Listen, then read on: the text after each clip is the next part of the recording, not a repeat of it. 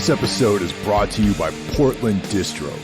If you like underground music, movies, and more, go to portlanddistro.com for licensed merch, vinyl, CDs, and more.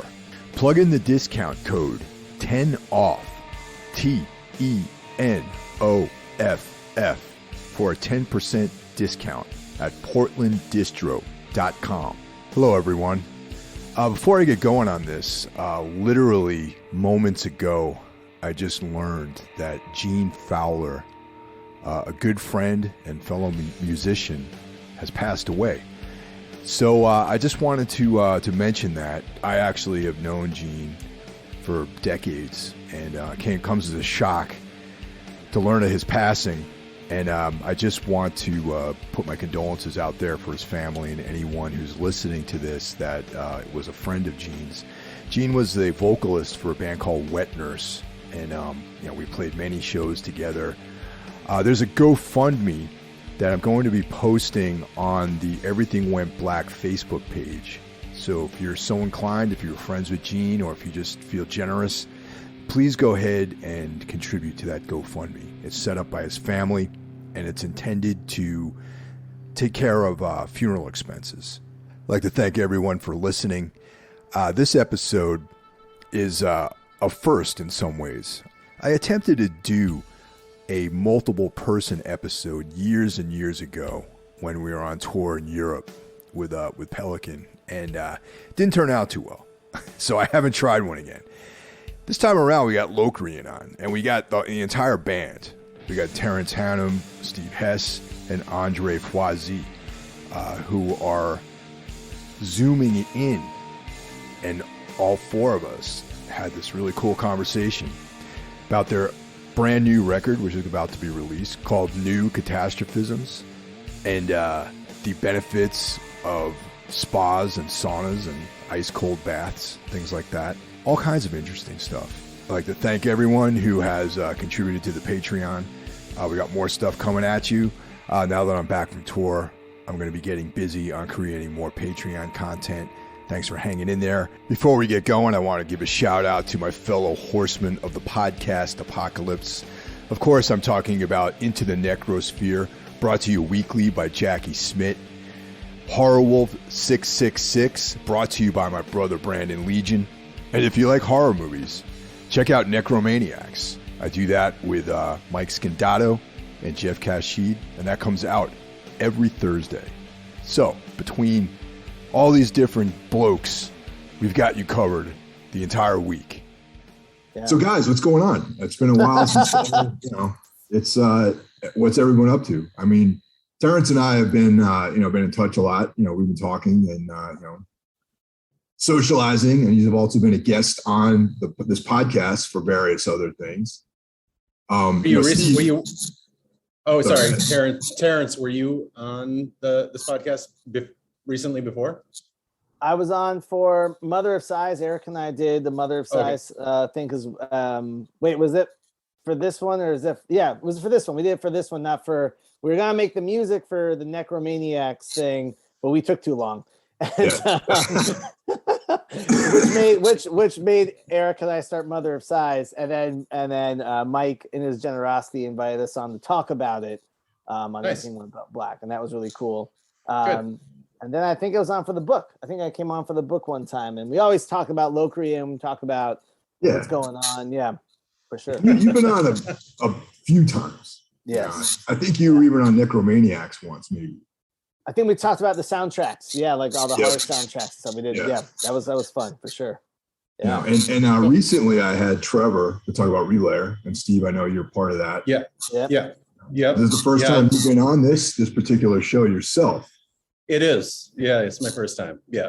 But it was a good interview. I enjoyed listening to you and Trevor discuss. You guys have a long history, so we got a lot of Trevor's like one of my favorite people ever. And it's funny, like a photograph popped up in my Facebook memories. Probably, who knows who's listening, you know what I mean? Or who's paying attention or what AI is like, monitoring our comings and goings. But a photograph popped up with Pelican and us in at the rickshaw in Vancouver, like 7 years ago or something like that. I was like, oh, look at that. Look at Trevor. Look how young we all look back then. He still looks pretty young. Yeah, he's just got that boyish thing going on. Trevor has aged well. And Andre, this is the first time you've been on. Yeah, it is. Thanks for having me on. I remember playing with Anodyne with my old band from Rochester, Break of Dawn, and you guys were always, I always looked forward to it. It was always challenging for people, and I loved that. And I loved that band. It was so good. Thanks, man. You know, one of the few people who probably enjoyed our playing when we played. So that's cool. I appreciate that. Yeah.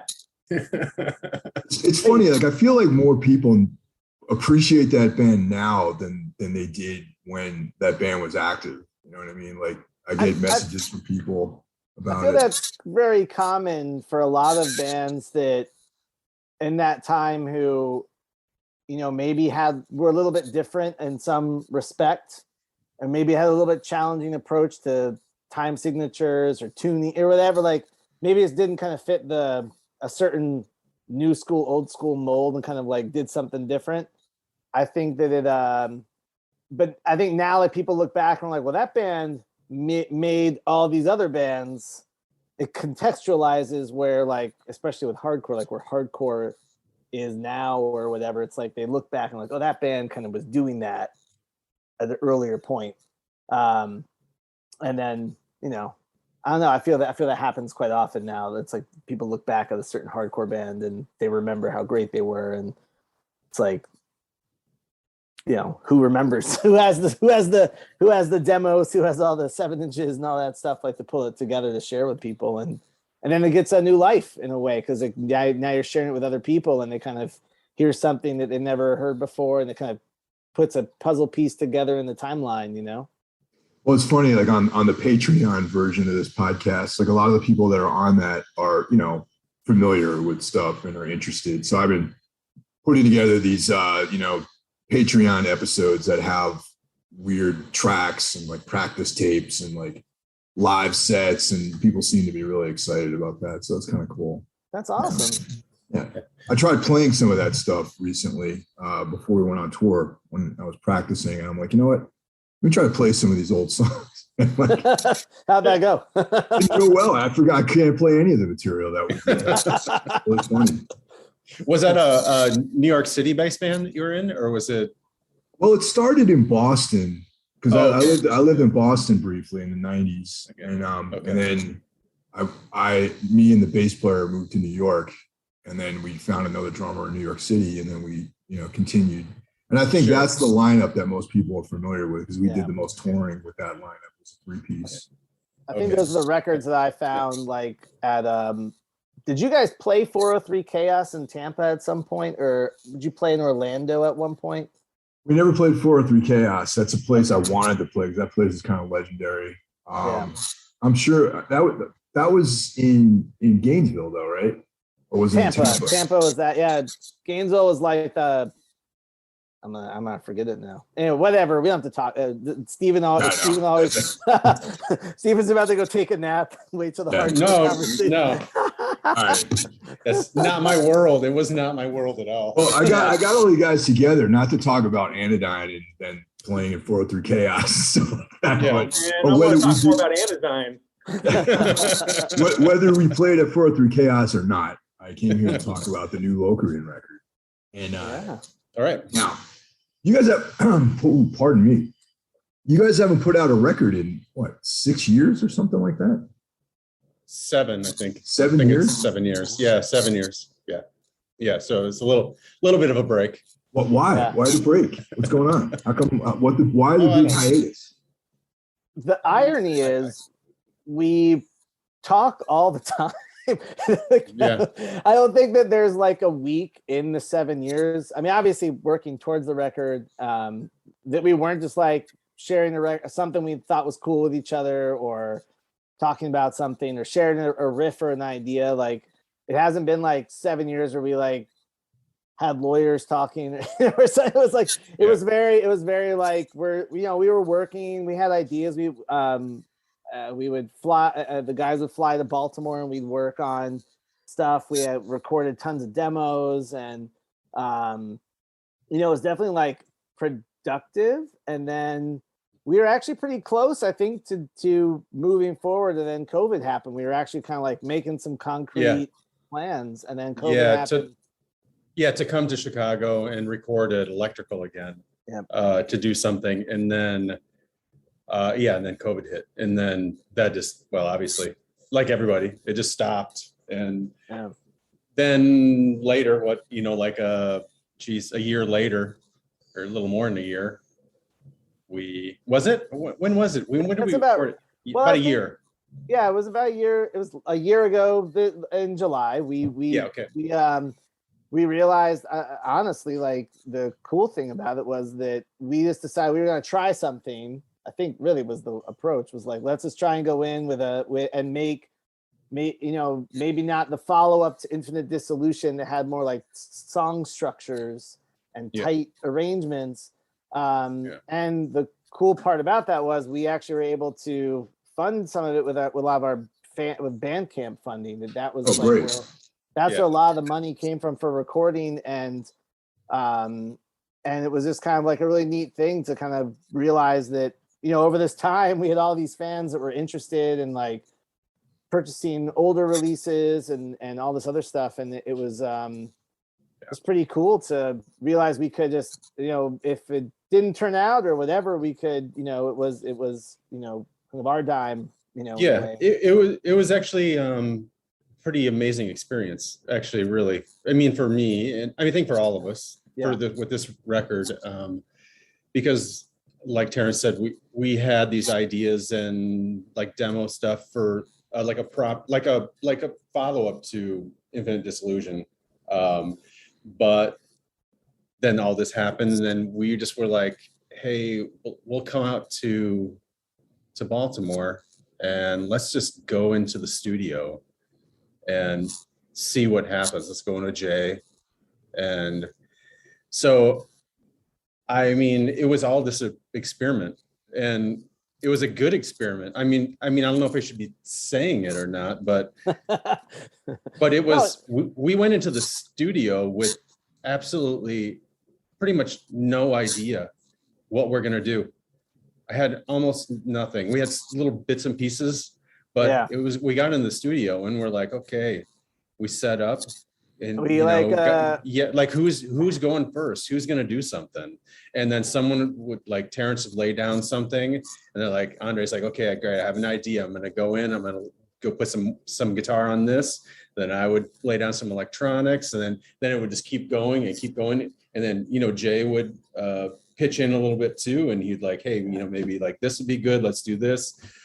And so we just put it all together, really, in the studio there, and it was pretty amazing. I mean, I've been truly blown away by what we did, and I mean, I'm super proud of it. I think it sounds incredible, and I think it is a perfect like audio documentation of Locrian in the COVID times, say, like in the last like 2 years. It's just like it's just us kind of experimenting and saying some things that, you know, we wanted to say. And I was amazed. I am, and I think it sounds great. And I'm super thankful that people are into it as much as they are, and they've heard one track. I mean, just wait till they hear the others, you know, just like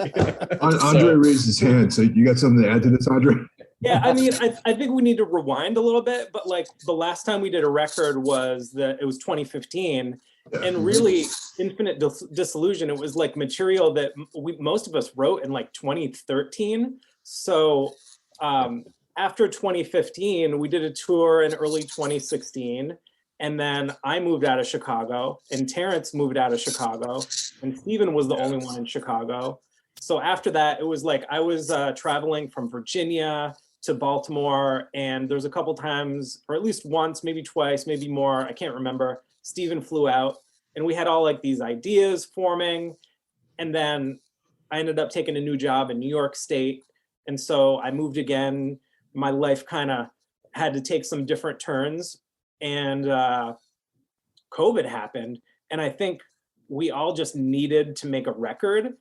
And there's this concept from Taoism, the Wu Way, and it's basically like do without trying. And to me, it was like we just went in the studio and we were like, all right, it's great to see each other. I miss these guys. I missed making music. I really took a break from making music since 2015 because my life has just been so busy. And then we just made this record, and it was just like, oh yeah, we're back. And now we can still do this. Yeah, we can still do this. Yeah. We didn't forget. Yeah. And it was like something that I really needed as a person to just have that creative outlet. And I'm just really pleased with how it turned out too. Yeah. That's I just got back from tour a few days ago, and I've only heard like that one track, so I'm really excited to hear the rest of the record. Yeah.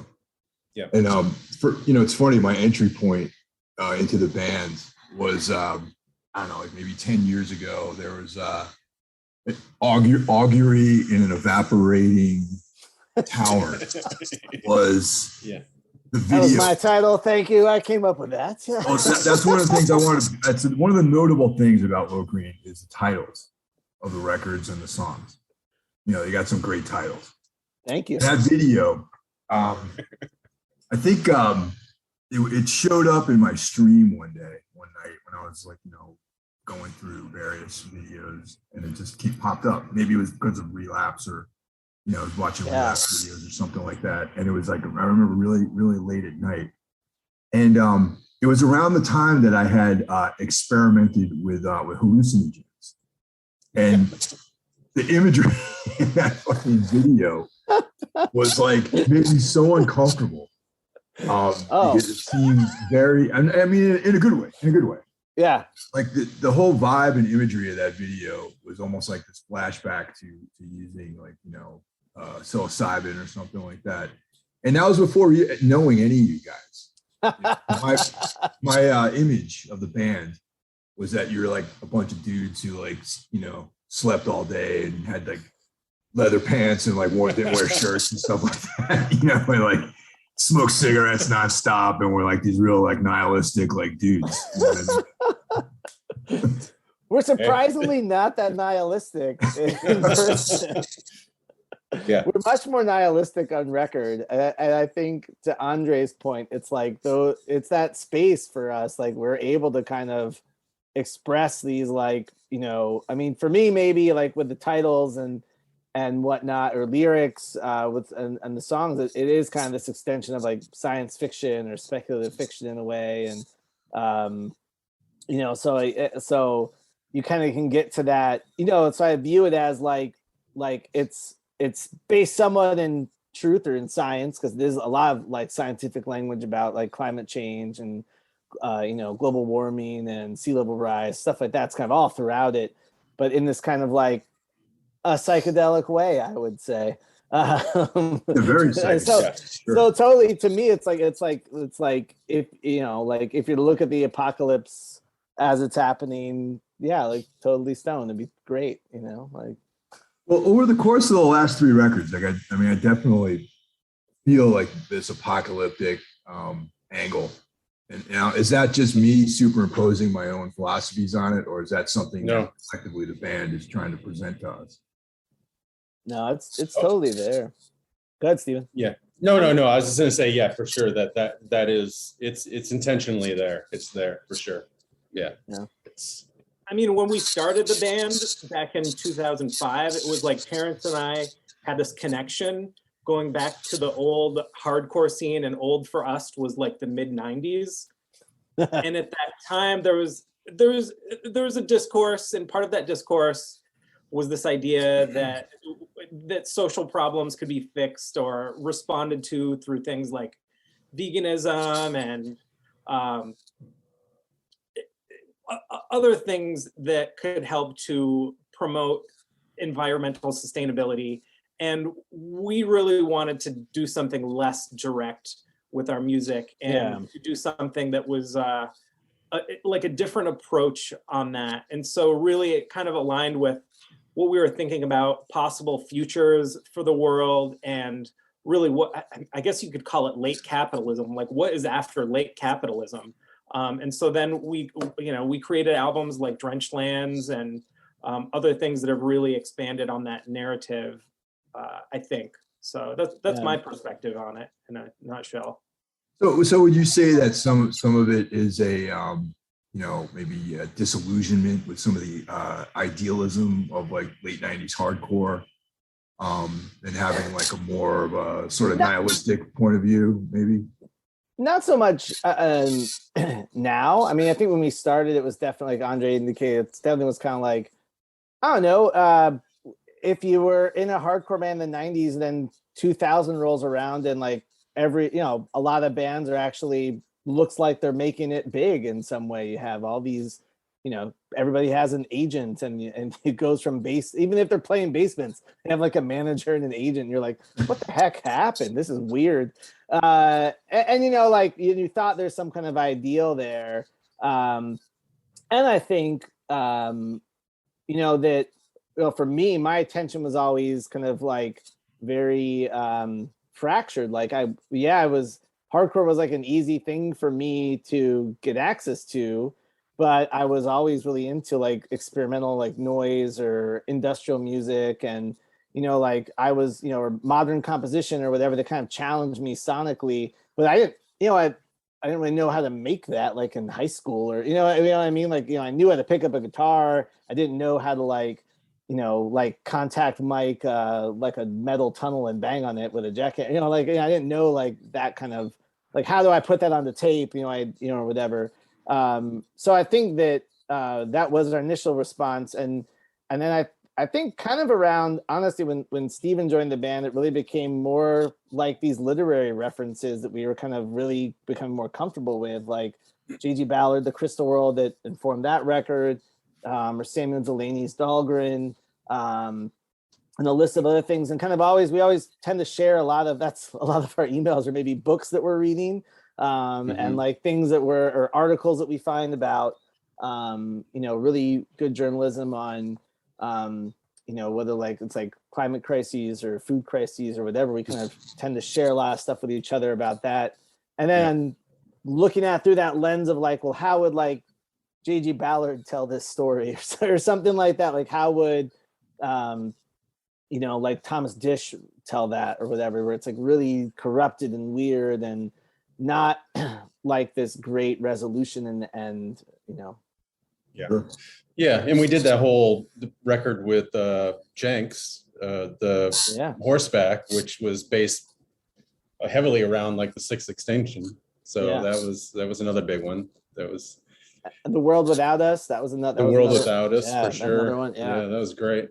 Oh, there was a book called The World Without Us that I read a number of years ago. It talks about how like what species like how cats would survive and thrive and dogs would not because of certain, it's a great book. And like how at the beginning it tells you like how a house just decomposes, how like the paint over a series of years, and then what would slowly start falling and crumbling first, and then which animals and which like anything that like something that be growing inside the house, what would be some of the first things that would come in? It's a fascinating book. That was definitely a fascinating book, and I also like the fact that cats would somehow prevail. Yeah, I hope so.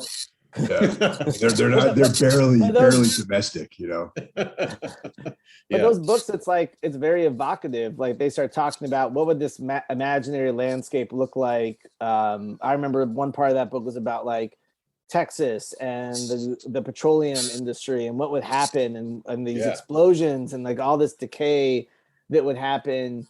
And I found that like, what would it be like to walk through that happening, or what would that situation just a glimpse at it for just like a few seconds, like how horrifying and like awesome it would be, to like watch that kind of like just the complete obliteration of the petroleum industry in Texas or something like that. And that even has like some of that, I don't know if like the Monkey Wrench Gang, that's like a great kind of environmental fiction book. that also kind of deals with that like kind of total destruction of, it fed like the Earth First movement and everything. So I mean, there's definitely like a precedent for that, but I mean, The World Without Us is technically a nonfiction book, like the author is writing about like real science that would happen. And I think that's kind of where we always tend to find this nonfiction kind of point, like where we find some data that we're like, this is really crazy. And then we find a science fiction angle that's like makes it even weirder and kind of like, what it would be like if, the Earth becomes sentient and humanity becomes extinct or something. And, we're going to write a song about it. That whole like like extinction of man and sentience, that might be what this AI is all about that we're experiencing, The AI will go extinct too. There's no way it can, like it has to be on a server somewhere, and those will fail. They need people to keep them going. So that's the thing that I think about too with like AI, because it needs power, unless the AI develops some biological means of powering itself, that's the Matrix. The Matrix, the power is people, right? Yeah. It can learn to turn on a switch, sure. Or push a button, like within. Yeah. Sure.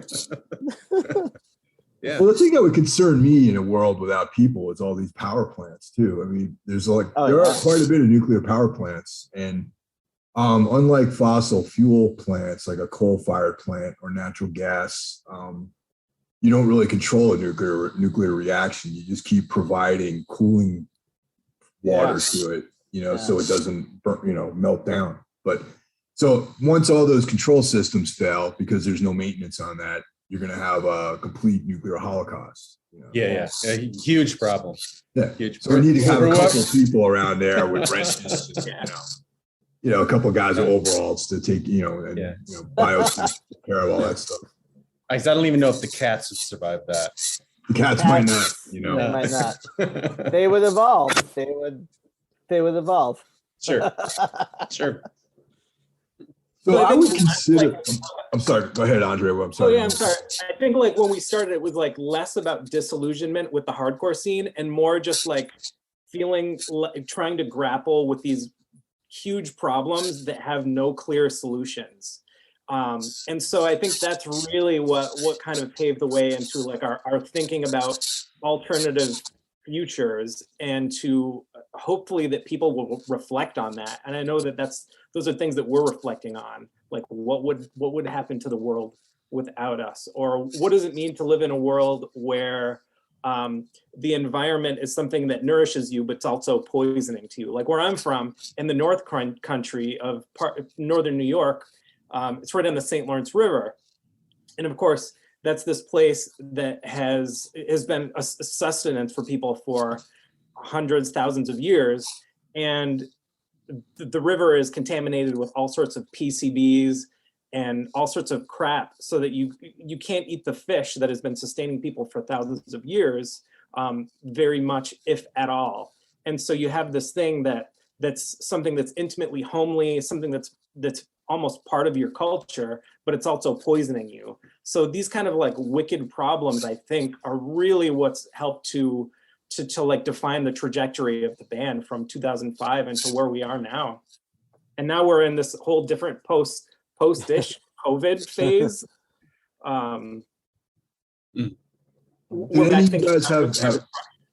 Did any of you guys have any trouble during the last 2 years with the pandemic, or I'm assuming everyone got some version of COVID over the last couple of years? Dude, I just got over it. I just tested negative for the first time yesterday in over a week, and that was my second time. My second, wow. The first time that I caught it was it was like 6 weeks ago. So I caught it six weeks ago, and then I caught it a week ago, and I mean, I'm still in shock that happened. Yeah. Honestly, I'm not like going out hanging around a bunch of people. I mean, I go to like the grocery store and like, walk around the neighborhood, go to the practice space, I see Trevor and I see, a handful of other people. So I was really in shock. So did you have any trouble with it, like any severe symptoms or anything like that? No. The second time, I mean, I felt like crap, obviously, but not as bad as the first time. The first time I was kind of out for, a good 3-4 days. I was really hating life.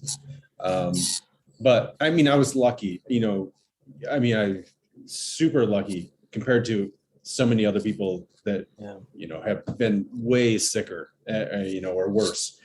So it was, my complaining is minimal, in compared. So, but yeah, it was this second time, it wasn't so bad. So I honestly, no, I didn't. I mean, I, missed a bunch of work. Yeah, that's not really terrible. Not the worst. I had it over the holidays, and I actually lost my sense of taste and smell for like 5 days, and that was pretty awful. And then it started to slowly come back. But it really did stink because like my kids had it and I had it, and then we were all trying to keep my wife Erica from getting it, and then of course she got it, and it's really stressful. Nobody made it to the hospital, but there was definitely like moments where we're like, I can't get the fever down, and they're coughing like crazy, like, and you start thinking like, and I was kind of giving myself a little bit of time. And I called the doctor, and they're like, just give it till tomorrow and see, and then and then we get better, and but it was like Steven, it wasn't that bad. And I'm the only one who lost my sense of smell and taste, so which is really bad. Like. You haven't had it, Andre, have you? Not that I know of, strangely, but I was like the head of this national organization for my profession in the last couple of years, and I just was in touch with all sorts of people, and I got to, people died in my organization, people like close numbers that died, and then like people are just in my communities have been really directly affected by it, so it's just been real eye-opening. Yeah. How about you, Mike? Did you Yeah, I had it late last year, and I was sick for a few days. I didn't have a fever though. I just was like tired, and I've actually felt worse, just with like regular flu. So I wasn't too concerned about it. My sense of smell and taste is still like not as vibrant as it once was. Like I lost it straight up for like a few weeks, and then it hasn't fully come back yet, really. Yeah. Yeah, scary. Yeah. I was convinced that I caught it on tour, actually, because like for one day I got like super sick, but I was sick in Portland, and I remember I was like, I was walking around in the rain with two of my friends that live up there, and when I got back to the venue in the green room, I was kind of shaking a little bit because it was like the chills. Yeah. But I also hadn't slept the night before because that's that drive from San Francisco to Portland, which is 12 hours. Oh. Yeah. So, and we broke it up in shifts, but I had the first shift, and then, trying to sleep, and, so that kind of probably contributed to it. But then another day went by and I was fine, and, no one else, everyone sort of got sick, but I think it was just like the normal stuff you get when you go on the road, Yeah. But they're saying too that there's a flu that is going around. I have a few friends here who've caught it, and there's been some interesting articles about how like our summer flu that kind of like hits around this time is like changing. So like people's illnesses and symptoms are changing as the like the non-COVID kind of like normal seasonal illnesses that would roll through community. There's like they're evolving in this other way, and like epidemiologists are looking at that because it's gonna change. Like our sickness will change because of COVID. Yeah, it's kind of crazy. Just got to keep that immune system intact. That's right. Keep staying healthy, and keep yourself hitting the sauna as much as I can. Met the banya. There's something to that though, isn't there? About like heat and all that, right? Yeah, Andre got me into it. Actually, Andre knows more about it than me. But I follow Andre's lead. I was leaning towards Andre because I know he's that's some of his interests. I know that you're into a lot of this, like you do, yoga, and you would probably be someone that would know a lot about like, sauna and how that affects your immune system and stuff like that. I mean, I can talk to you poorly about it scientifically, but I know that when I feel sick and I go to a good Russian sauna, and we had one in Chicago when I lived there. There was a place that the Chicago Sweat Lodge, and it's really funny because I've run into all these famous people there, like Lawrence Fishburne was there sweating with me one day. He's not my friend, but it was cool that he was there. And it's just like going from this really hot, dry heat into this freezing cold water. It just makes you feel so relaxed, and it's just without any drug, and it's something that I can't get any other way. So now that I'm in it just everything comes out of you, like you just sweat everything out, it's like sweat it out. Yeah, it's insane. It's really a crazy experience. Have you done it, Mike? Have you done the last time I went into a sauna when I was 17 years old, and I was trying to cut weight for wrestling, and I think all the gear on and trying to sweat like 5 pounds of water out of my body, and I was like, sure, that was the last time I think I'd ever really gone to into a sauna. But I'm actually interested in checking that out, though, doing that hot. Well, the theory, and you in New York City, there's some great saunas. There's even like some co-ed saunas. Andre has found, and but like the theory, right, is that like you expose yourself to all this intense heat, and then you expose yourself to this intense cold, and your blood circulation just like all the blood has to move super quick, and that really helps your circulation, obviously. And I believe that kind of leads to, like Andre, like I'm going to explain it poorly, but that leads to kind of like why there's these kind of health benefits, because you normally your blood's kind of in these normal routes that it's doing, and now you really like pushed it in an extreme way to the surface. Toxins can come out if you do some of the like oak leaf kind of like slapping, kind of thing. Okay. Yeah. But so there's a lot to it. I mean, I definitely, for me, that's I have a gym with a nice wet and dry sauna that I use all the time, but they don't have a nice Russian sauna or banyo will have like a pool, a cold pool that you kind of go into, and it's, I don't know. It's 34 degrees, I think, is what it is. They keep it at 34 degrees. Yeah. The entire time. Like it is measured. It's like they make sure that it doesn't go above or below. Yeah. And I can't, Andre, what, like the rooms at the Sweat Lodge there, they're really fucking hot. There's different rooms for different types of heat, but the one that has the brick oven in it, that thing is like, it is a scorcher. I mean, you can't be in there for more than like 10 minutes. It's just, you shouldn't be. And then you go right out, and don't even think about it. Just take your towel off and jump right into that 34-degree water. Yeah. And it is some of the worst and best feeling together at the same time. Yeah, I should look into this. It sounds like, how often do you do it? Do you do that? Like how often? Honestly, I'll get on, I'm in Albany. I'll get on the train. If you want to meet me in 3 hours, I will meet you in Wall Street. We'll hit up the Wall Street. I can use it. It's been all of COVID. I haven't gone there.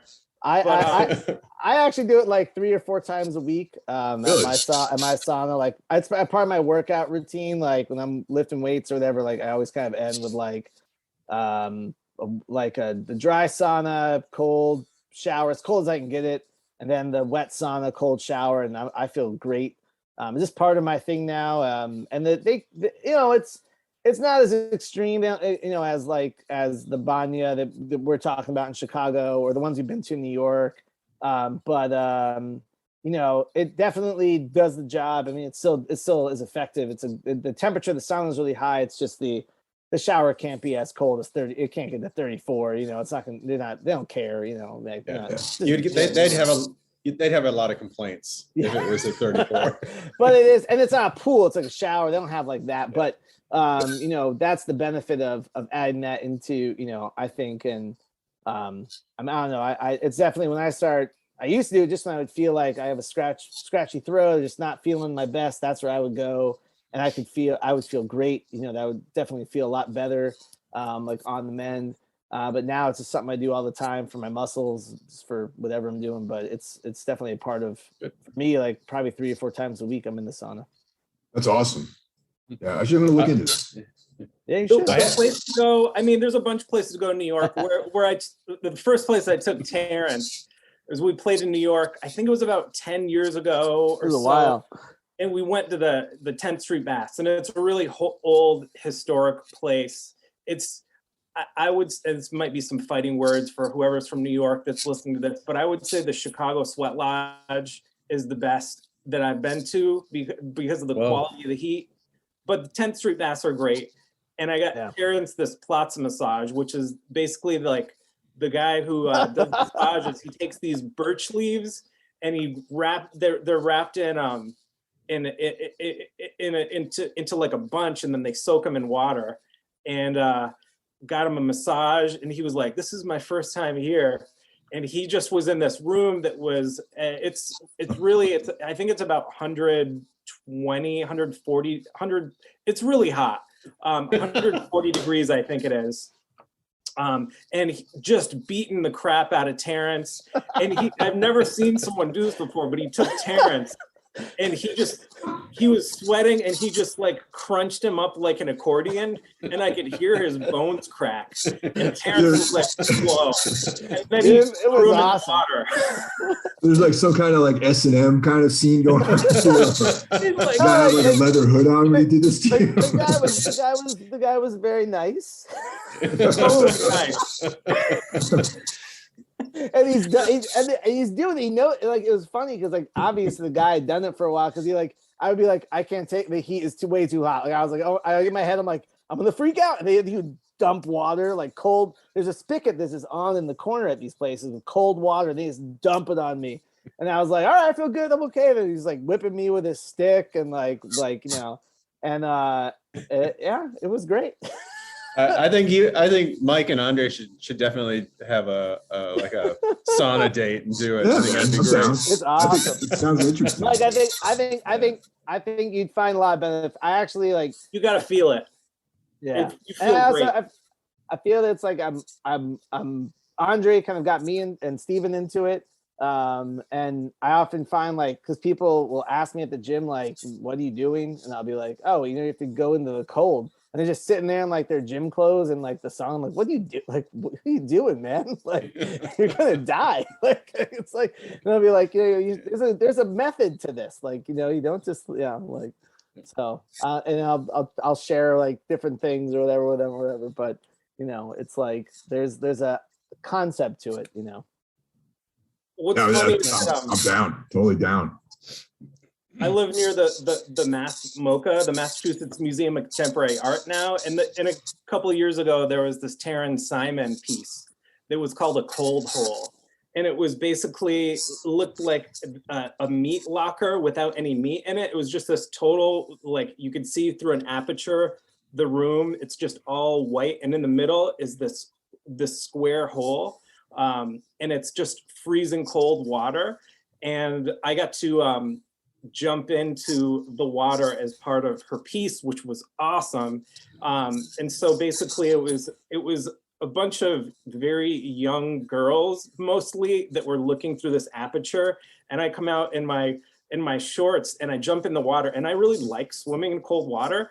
And most people jump in and they're like right back out, but I jumped in, and then I just was like hanging out there I hung out there for a while, and all you can hear with my, you know, in the video is like all these young girls going like, "Ooh, is he okay? Is he gonna come out?" And then I finally come out and I'm like feeling great.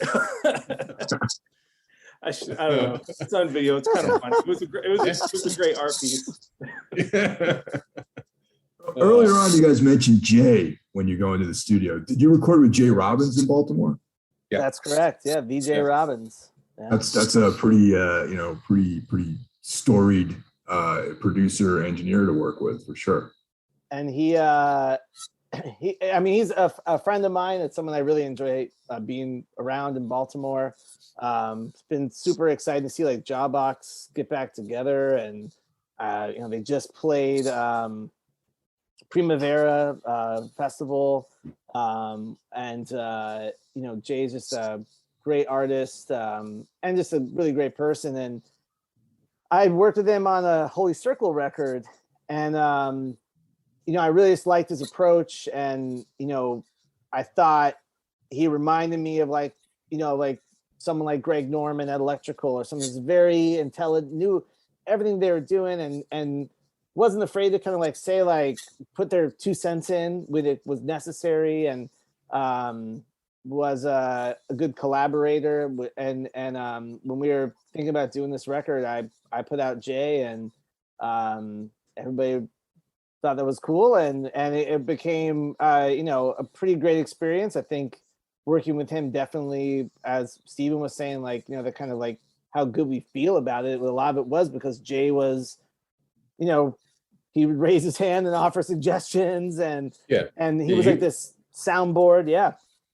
He was enthusiastic to like help, like, or help with ideas or a suggestion or something like that. And I like that, I really appreciate that. And he is a great person to work with. I've only had that one experience, but I would love to record with him again at some point, and he's just very, very comfortable. And that studio was really great as well. That's right here. That's right here. That cage is awesome. It's like, and it's strange because like he does so many different bands and projects, and like, obviously Clutch is probably like the most famous, to like Against Me, to a lot more like indie rock, kind of the DC scene.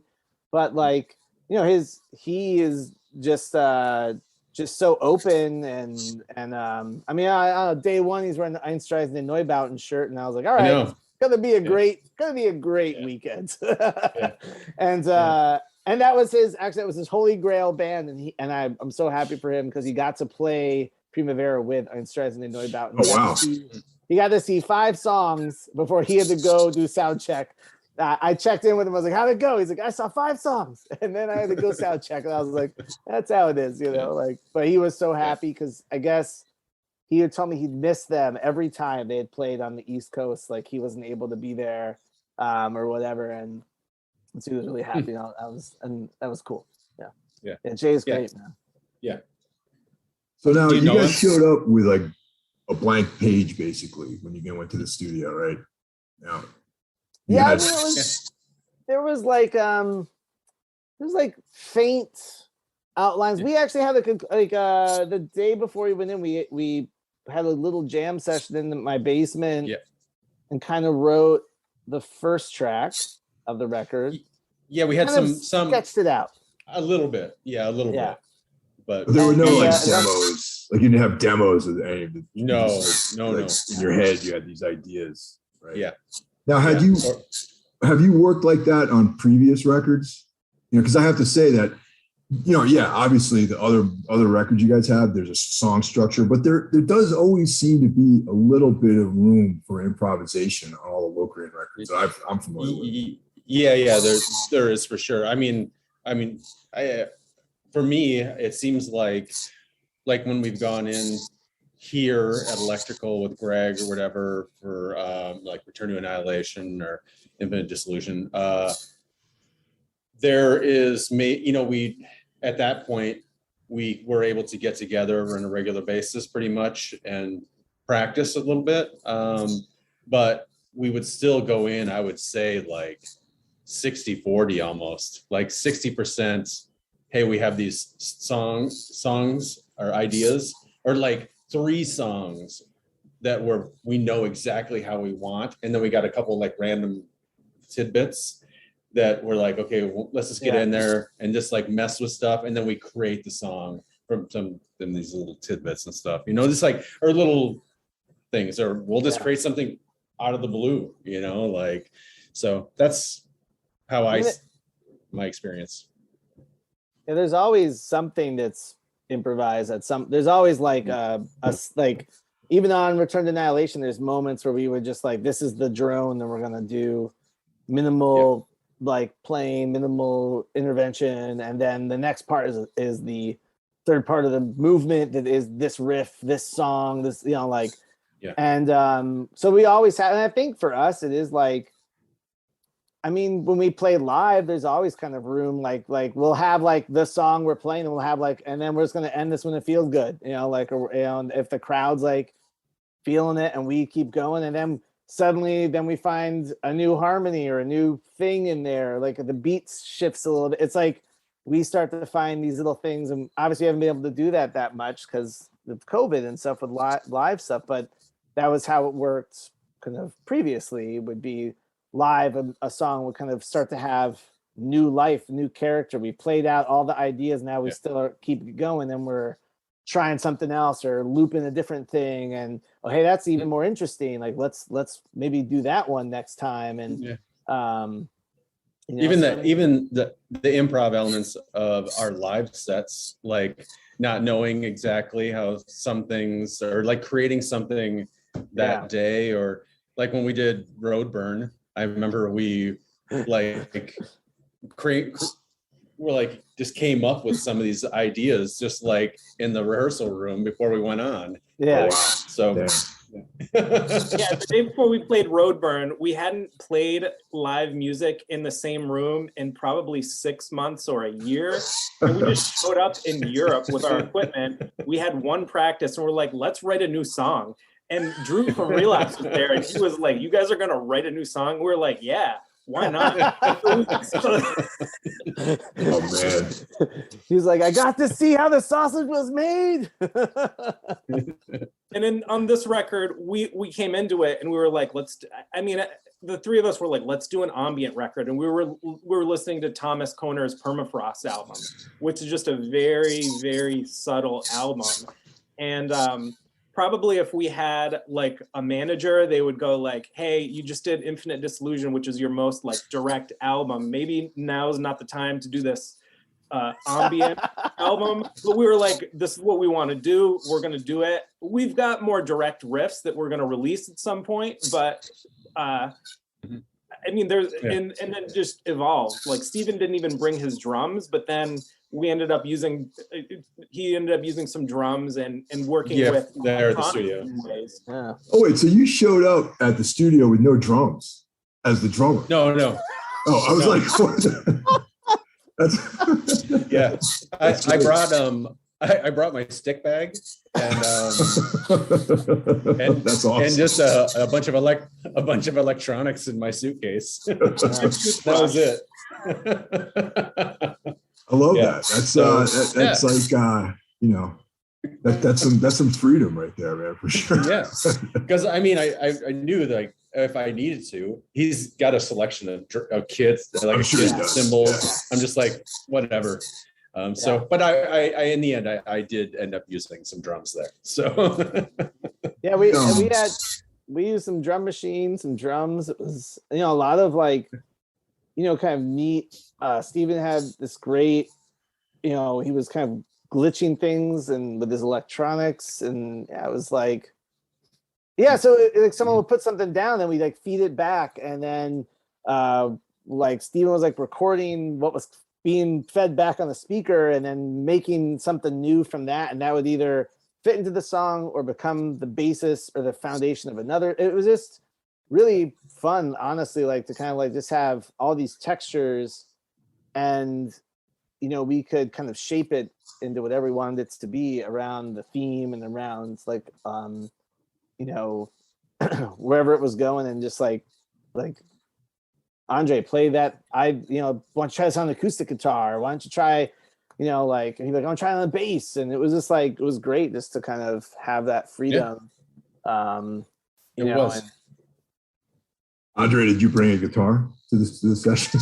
I did bring a guitar, but I used my amp. I think I just was like, let's see what amps we've got at the studio. And I plugged into a bunch of amps that I'd never used before. And it just, was an element of like surprise that was fun to play with. And I had these new pedals from Chase Bliss that I was excited about.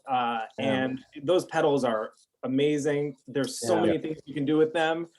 And what's that company again? The Chase Bliss? Chase Bliss, yeah. Yeah. We got in touch with them. They made this pedal called the Mood. It's like this mini looper.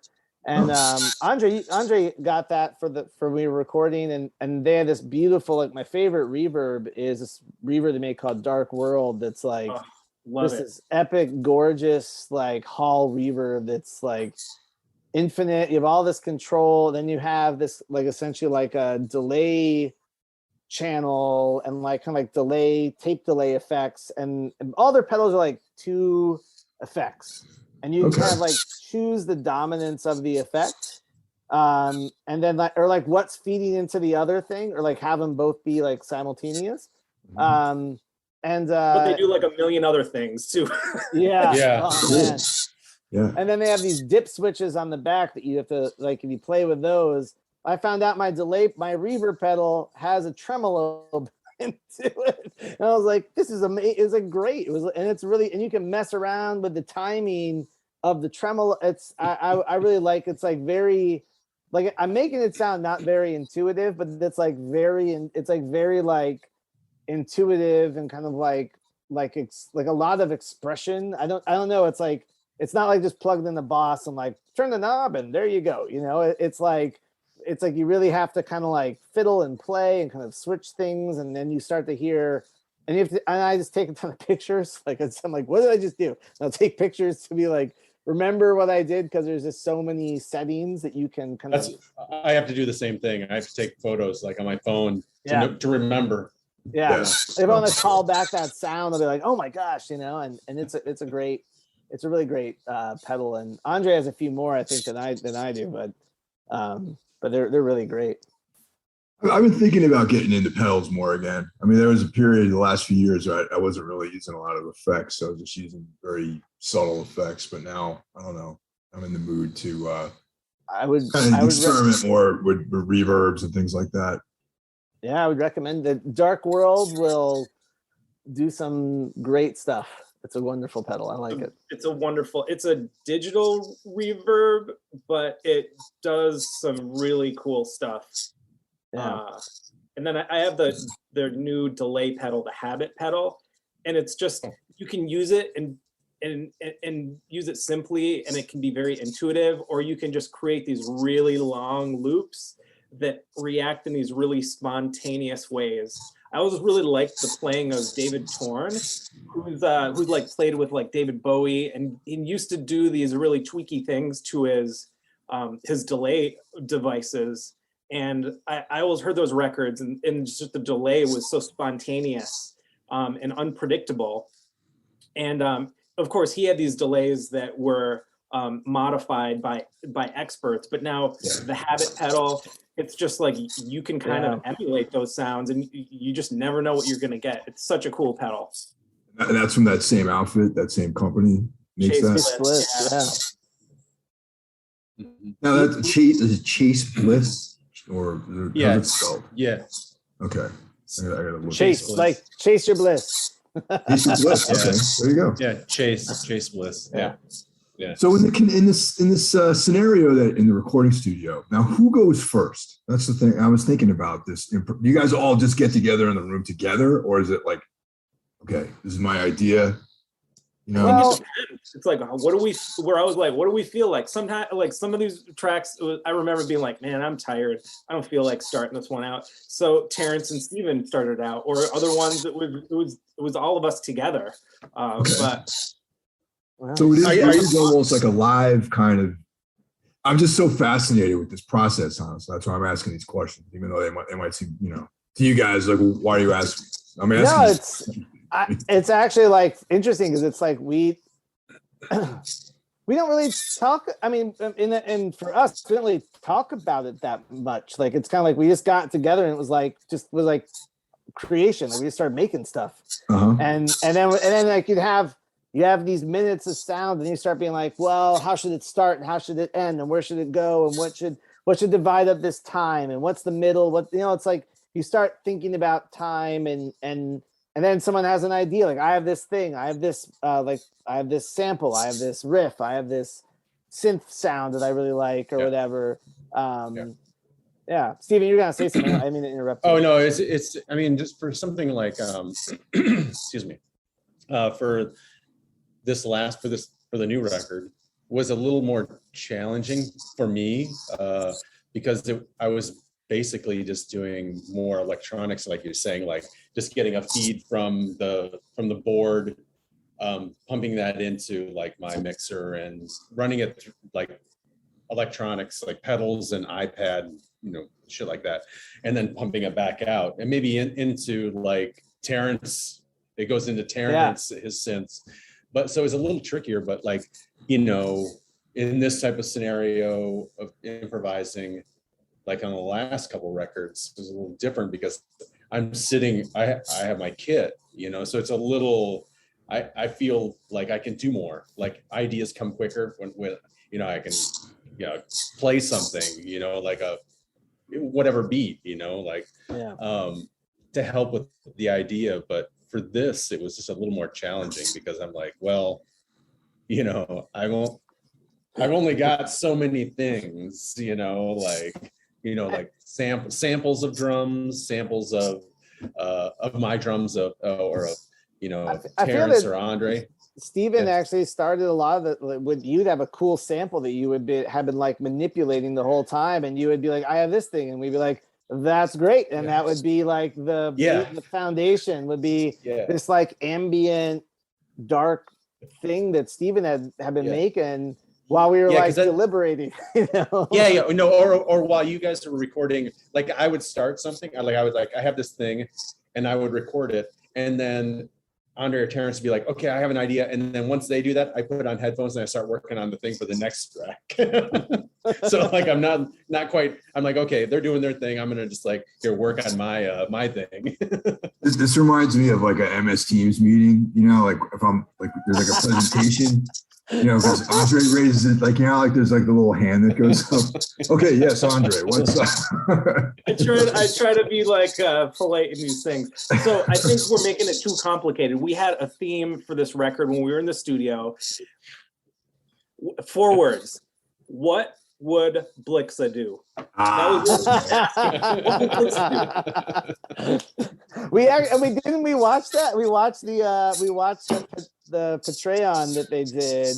And that was like that was kind of and Jay is a big fan, and I think Jay brought it up on his computer when we were in the studio and we were talking about it, like that no, because it was like they have 300 cards and like 200 of the cards say do what Blixa tells you to do or whatever. Yes, something like that. Yeah. Have you guys all seen Neubauten perform live? Never. I'd love to. Not that I can remember. No, I mean, I don't think so. No, but I did do a I played a show. I played a festival in Latvia, in Riga, where that same night Blixa played. He did a solo. Oh, cool. He was a headliner, and when we were playing, we opened. But his set was pretty incredible. But I've never seen Neubauten.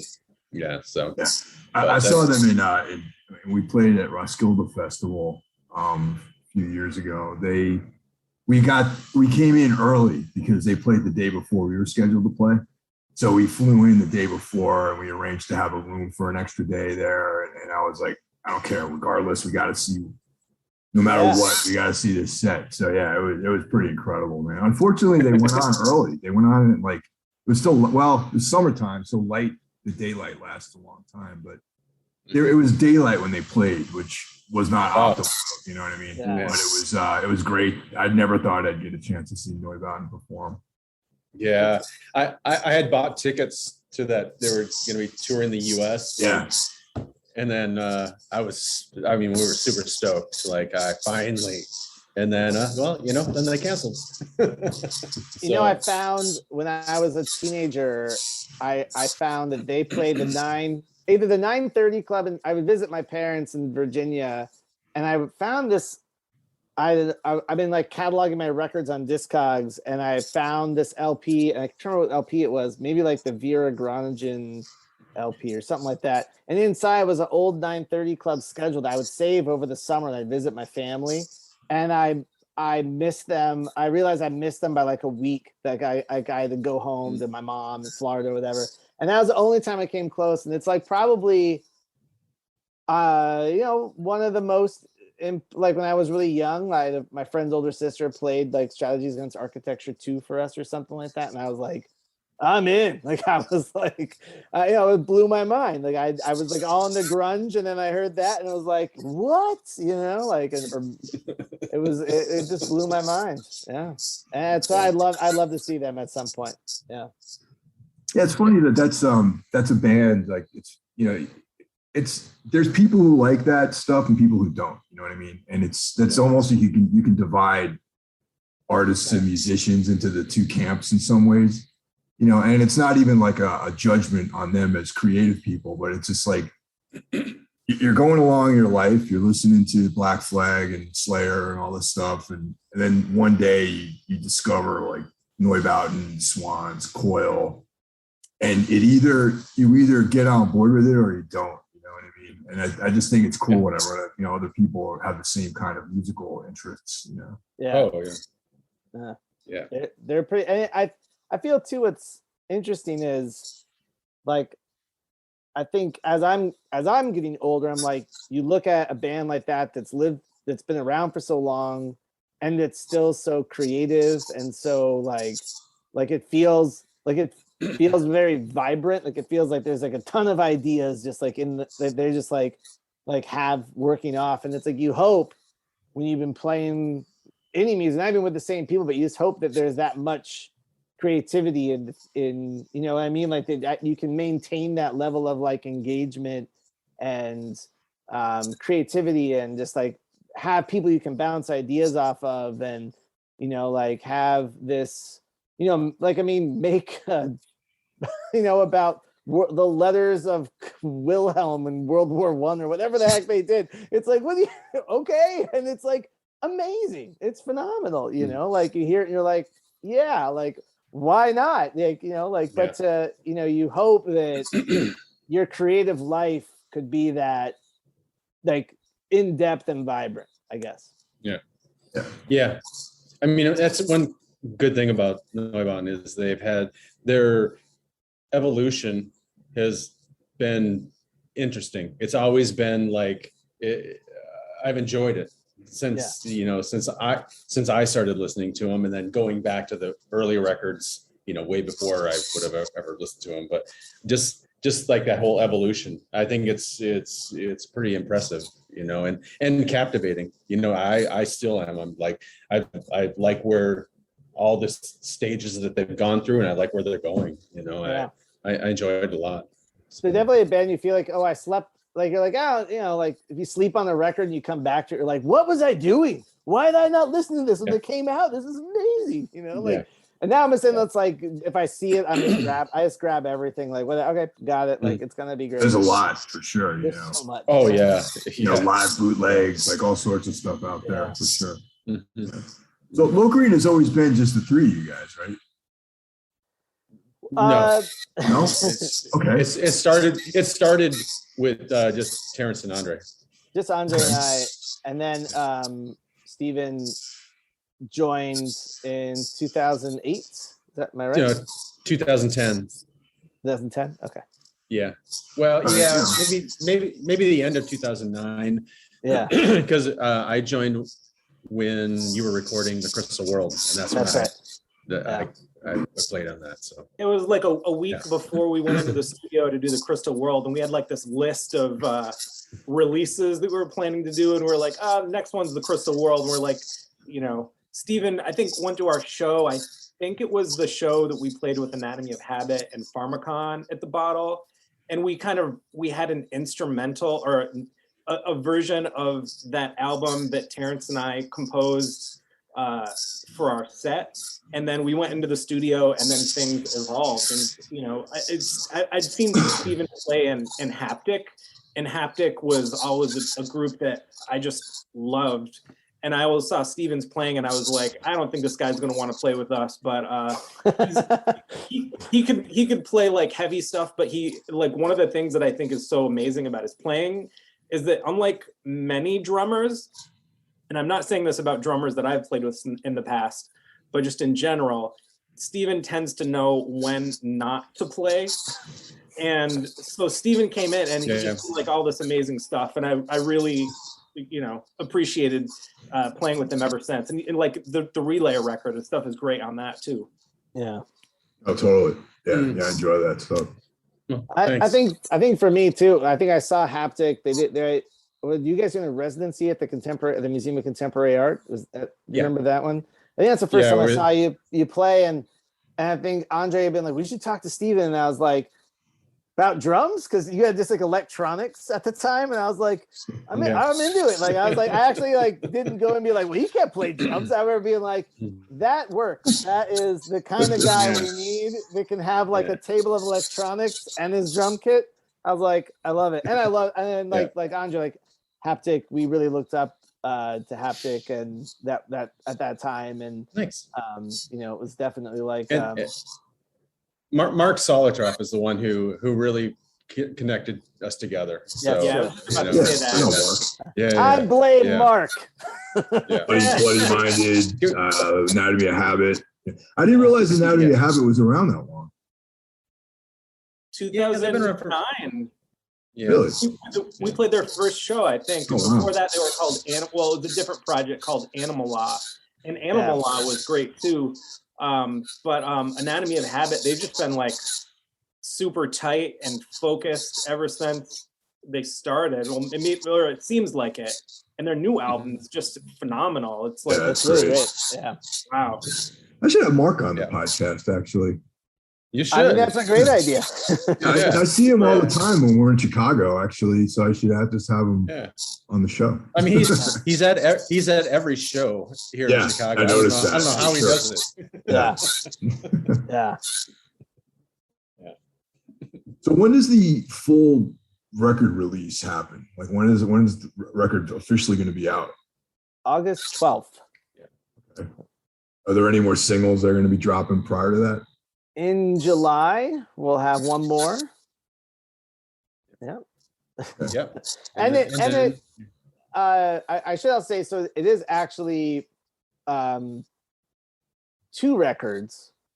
So the main record, New Catastrophism, is these 4 songs, and we also recorded a companion kind of drone piece called Ghost Frontiers, that kind of like an homage, kind of like we wanted to kind of give a nod to some of our older fans that were with us for a while, and we made like a kind of over the weekend that we would record these different tones and drones and bits and pieces, and really shape this piece into something interesting. And then we kind of reversed it for the B-side, for the second movement. It's the forward drone in reverse.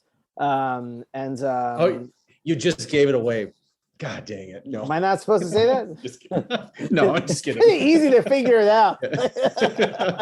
Yeah. I think it's kind of like, it's like a tip of the hat to the No Pussyfooting release a little bit. Like how they on the reissue they had the same tracks but just played in reverse for the second disc. So I kind of I thought that'd be a great idea. So yeah. Although I remember the SST had the first self-titled Sonic Youth cassette. The B-side was the A-side in reverse. And I always loved that. Like I had that when I was like a teenager, and I was like, what the heck? And it was like so weird. I remember that was like, that's pretty cool. Like, and it's like, pretty rhythmic record, Yeah. But this is going to be 2 separate releases, though, right? Or can you buy them together? Or like what's the CD version is gonna the Digipack is gonna have the CD, but then there's gonna be a pouch in it that has the second CD, and then the LP version is just the main record, and then there's a nice fancy little download card in it.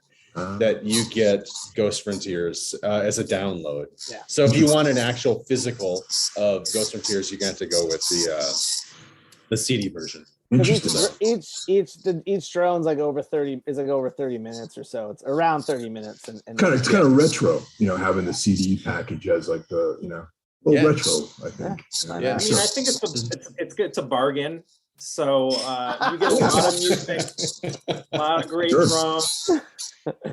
Yeah, there was that one shellac record where you bought the vinyl, and then there was a CD. Oh yeah, 1,000 hertz. 1,000 hertz. Yeah, for sure. So, there's a few of those. There's a few of those. Like I think I have like a Cave record. They did the same thing. Came with a CD and in with it or whatever. Yeah. I was working at Touch and Go when that 1,000 hertz was being released, and that was such a huge hush hush, like, do not say anything, all the LP versions are going to come with the CD version, we don't want the public to know, because and it was like and it was all done in kind of like secret. Everyone pitched in to put the whole box set together and throw that CD in there. It was it was cool. That's cool. So yeah. It's funny about shellac, because I like, I know that I like shellac, but I never realized how much I like them until I revisit their material. You know what I mean? It's like in my mind, they're like, oh yeah, I love Steve Albini's work, and Shellac's a great band. But then one day I'll sit down, you know what, I want to hear this one. I want to hear the Squirrel song, right? Yeah. And then I'll sit down, and then the whole record just goes, and I'm like, man, I forgot how much I love that album. Oh yeah, and they're such great players. I mean, they are so tight. Like, and to watch them is just incredible. Like, it is just blows my mind. Yeah. They are super tight. Yeah. I respect all those guys a lot. So this record's on Profound Lore. So we'll changing the guard here a little bit. Yeah, I mean, well, we've worked with Chris before on the Mammifer collaboration. Yeah. And he's kind of someone who's always been supportive, and kind of like whatever projects that are non-Locrian, he's always kind of been listening and kind of interested, and always kind of kept in touch. And it made kind of most sense, I think, as we were looking for a home for the record, like it was just like, we've dealt with Chris before, and we know, and obviously it's been, and there's a lot of releases too, like the Hissing record. Those things have just been like some of my favorite death. I mean, I think they're a phenomenal band. He puts out great stuff. I mean, and I like the variety. Oh yeah. He has that band Executioner's Mask, which I really dig. Oh yeah. Great, love that. Yeah. Isn't I think Menace Rouen is on the label too. I don't think No, I'm wrong. I don't, maybe they were, but well, I mean, like Photocrime, that's Ryan's band. Ryan, Yeah, they're phenomenal. And Population 1280, they're great. Vora is, I mean, like probably one of my favorite bands. That's a good record. Forever. Yeah. And he did the new. I don't know if you've heard the new Blacklist. Yeah, he did the new Blacklist. That's before Josh did Vara. That was like that's how we met Josh from Vara was through Blacklist. When we played like a weird record. We played with Weird Records. We did Marshall Santoro, Vara, and Alan's band. And Nah. It was a really eclectic lineup. Yeah. That was a crazy show. That was good. That was a lot of fun. It was really good. It was like the show we wanted to see. I don't know if that's what everybody else wanted to see, but we did. And I don't think other people really wanted to see that show, actually. Yeah. But we've been friends with Alan Dubin for a while, and when Nas started, that was really cool, and that record was great. They were phenomenal. That was a great set. Oh yeah. I kind of miss those. I miss those. It's like, I know like shows have come back, but I feel like nights like that haven't come back yet. I feel like having shows like that have at least you know, in New York, you know, there's all these new venues in New York. I don't know if you guys knew about it. Yeah. It's like I've seen a few things, like I saw like Knitting Factory closed and stuff, like, or is about to, or whatever. Like, and you know, I think it's gotta be tough after you come back from COVID. If you survived, it's just gotta be impossible. You know, like, do you have your staff that you trusted, and your sound person, and your bartenders who are awesome, and you know, like, I don't know. It's just and then you got to deal with, I mean, you know, the financial side, then it's kind of like running a business. And then like, all right, you do a weird, can you afford to do a show that's weird? You know, like. Yeah, no, that's the main thing too. Is to do shows, do nights like that where you're not guaranteed to have like, you know, sellout crowd or anything. Yeah. I'm glad St. Vitus made it through it. I'm really, really glad that they did. So, But what was that venue that we played? Was something like Europa or something? What was so that was? Yeah, that was before St. So that's, remember, we went to St. Vitus. They were at the show and they took us to the bar. Nice. Yeah, it was like still under construction. And they're like, you know, so we were drinking there. Something. Yeah. I vaguely remember it, but I can't. I vaguely remember because I drank too much, but but it was, I remember that. And then I actually played a solo set, the first Vitus show with Liturgy, White Ring, and Rob Lowe played. And it was like, sweet.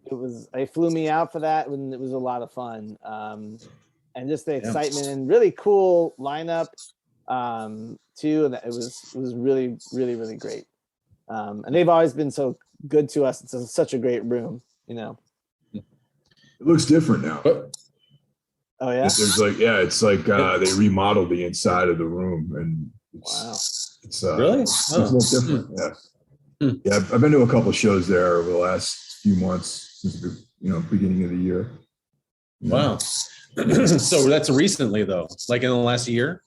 Yeah, I feel like maybe over the pandemic they remodeled the inside. Yeah. Okay, that makes sense. Yeah, so it's, it has the vibe is a little different. You know what I mean? I don't know. I'm not saying it's better or worse. I'm saying it's different. Yeah, I hear you. Okay. Do all you guys have an art background? Like I think me. Yeah. Terence, I'm a social science scientist. I'm in a PhD program right now, doing basically like using an anthropological perspective to look at higher education policy. So my background is in social sciences really, and Terence and I both used to teach at an arts and media college at Columbia College Chicago. Right. So he would teach in the fine arts. I taught all over. And I would teach in the humanities, history, and social sciences department. And now like I've got students who have done like really amazing records. Like one of my ex-students is on another label that has some really pretty disturbing covers on Profound Lore. I'm Pissgrave. Yeah. I know them. Yeah, they're great. They're such a good band. Yeah, they're such a good band. Those covers, I'm like, oh man. And then Ian Wellman is another one of my ex-students who is on Touch, and he's just does all these field recordings, and I'm just like so proud of. And Room 40, he's on Lawrence English's Room 40 as well too. Yeah, yeah, that guy's great. Yeah. Cool. Is there any tour plans or anything like that when the record comes out? Shows, live things? We're working on it. It's we have to get through announcing. Now we are hoping that we'll be able to. It's definitely that's the discussion now, kind of, like what we should be like doing shows and how do we want to go about doing these shows given how this record is, and so like and the logistics of everything. Andre, yes, do you want to speak? Oh, I just wanted to take this moment to say Ethan at Heavy Talent is our booking agent in the US. So if there are people who are interested in booking us, contact Ethan. And then also we have a new website. It's locrianofficial.com. And you can get to our Bands in Town app and request to see us. So that helps us create demand so that we can get paid to or just contact us and say, hey, we want to set up a show. Here's $50. Drive 3 states away to play my piece. Yeah. Will there be beer?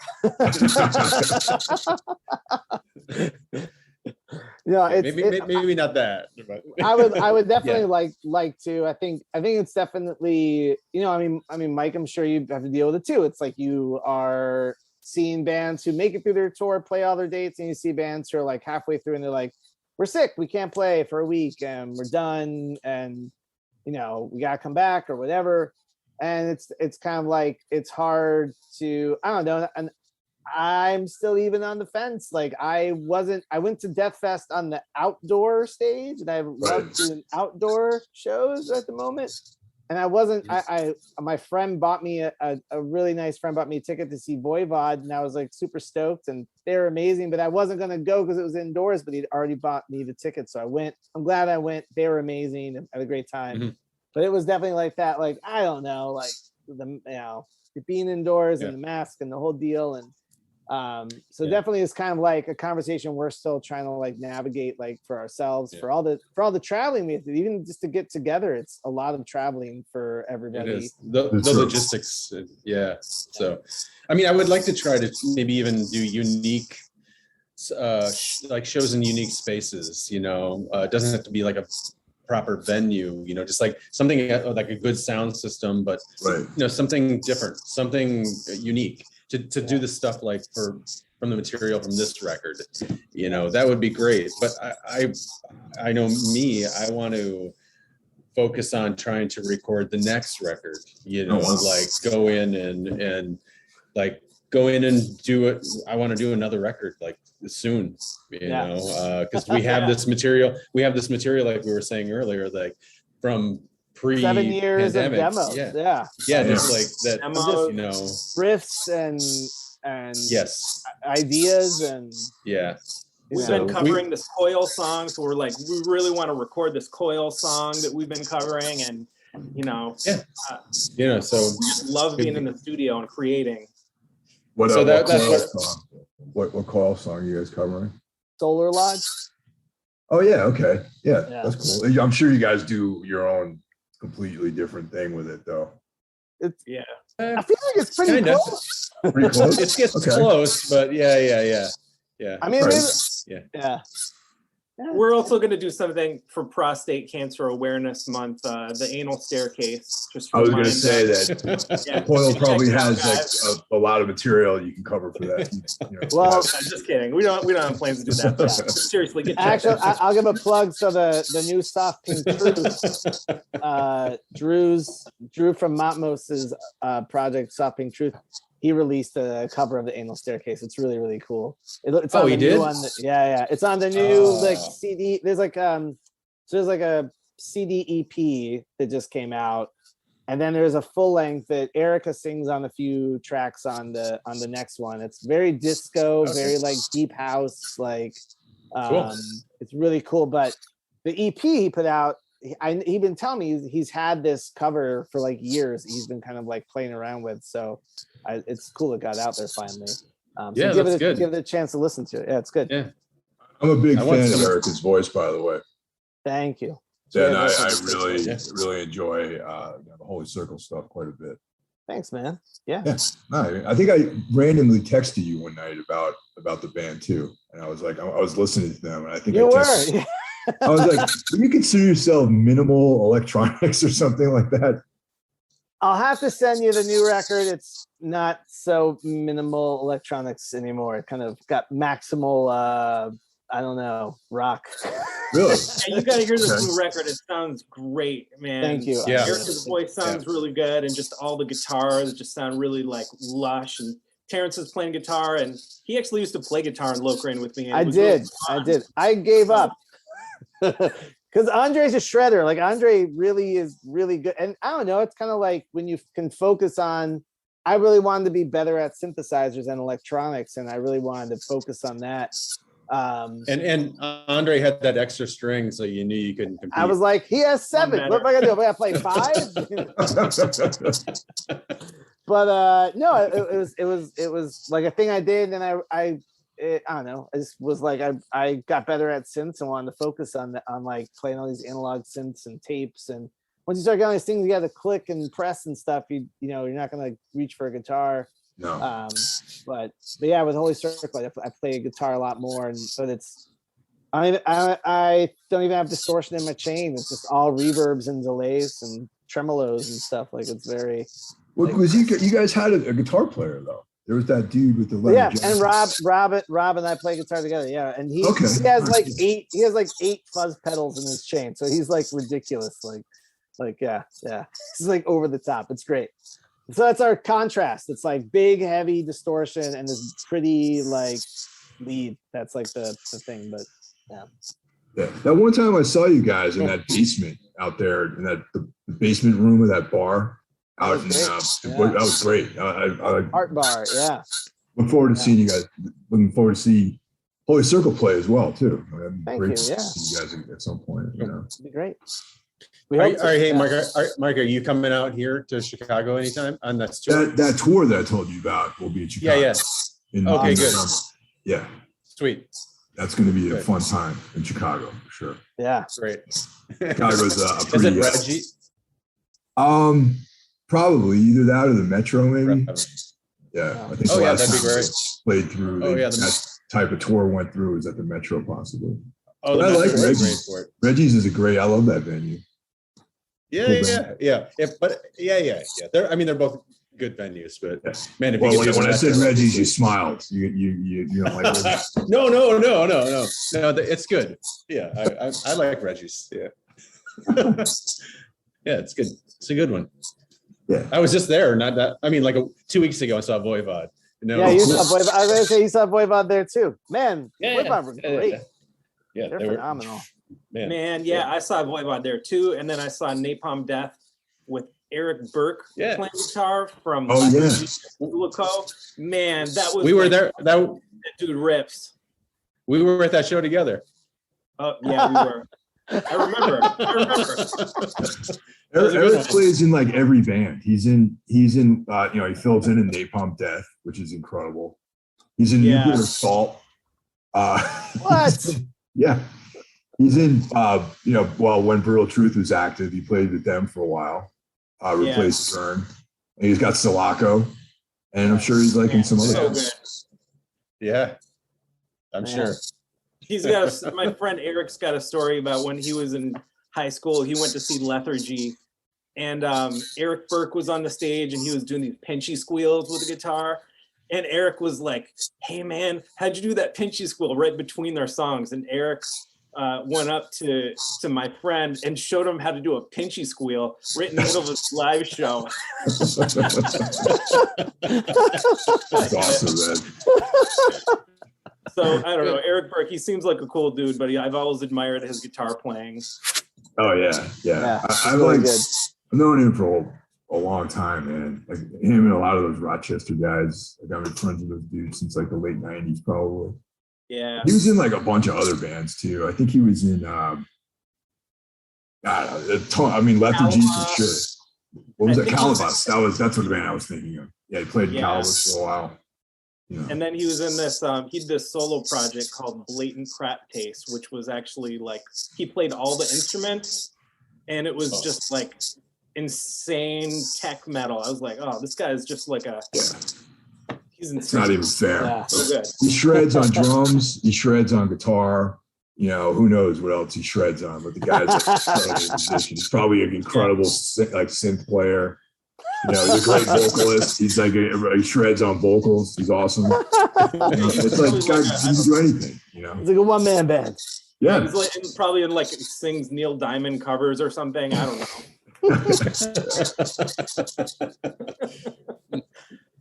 Well, thanks a lot, guys. This is great. And yes, hearing the rest of the album. And yeah, hopefully keep me in the loop if you guys are ever coming out east here, or whatever, the New York tri-state area, or actually even to Baltimore, because that's not that far from me. I mean, I live in Jersey now, so. Oh, nice. Okay. Hopefully, we'll have some news soon about what we're gonna try and do. At least when the record comes out around that time, or hopefully close to that time, we'll have some kind of news to announce. That's what we're hoping. But awesome. Yeah. And I hope to see you in Chicago when you come through. Yeah, for sure, man. Yeah, man. That's I have the date, but I just don't have the venue. Yeah. I mean, I'll find out. Yeah. I'll see. So that'll be great. But thank you for having us. And yes, thanks, Mike, as always. It's really great. It's always great talking. You guys can come on anytime you want, man. It'd be cool to have you guys on again too. Sure. Or whatever, any other projects you guys got going on, let me know. You got it. All right, guys. Have a good and night. I look forward to hearing about you and Andre's sauna experience. Contact me. Let's do this, man. I'm down. It sounds like exactly the thing that I probably need. I think, Mike, you would love it. I'm serious, dude. Let's do it. Let's figure out a time. I'm home for a few months. Let's do it, man. Okay, I'm like down, man. Sweet. All right, gents. All right. Well, thank you. See you, man. Thank you, Mike. Take care. Bye-bye. Bye.